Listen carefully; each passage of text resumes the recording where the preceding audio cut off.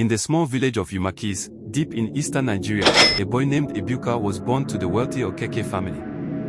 But from the moment he took his first breath, he was unwanted. His father, Chief Okeke, had many wives, and Ebuka's mother was the youngest and least favored. When she died during childbirth, the chief saw Ebuka as a curse.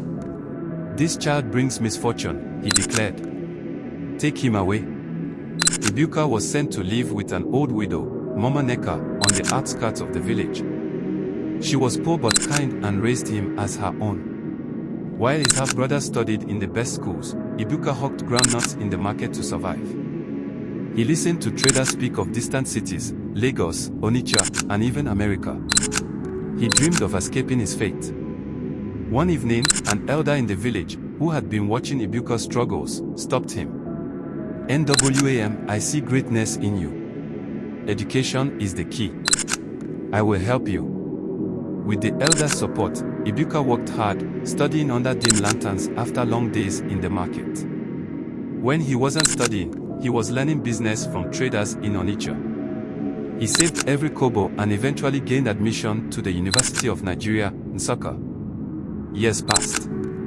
Ebuka, the boy once cast out, became a businessman. He started small, buying and selling textiles. But his ideas were bigger than the market stalls of Onitsha. He traveled abroad, learned modern trade, and returned with a vision. He built one of the largest import-export companies in the East, employing thousands. One harmattan morning, Chief Okeke's household faced ruin. A bad investment had wiped out their wealth, and his once proud sons had nothing.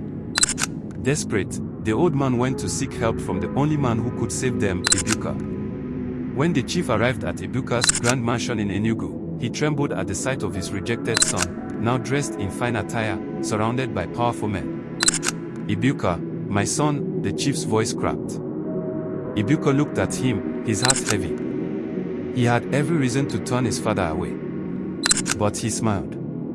"No, honey, let the past stay in the past. I will help." That day, the boy who was once thrown away became the pillar of the family. The rejected son had returned, not as a beggar, but as a king.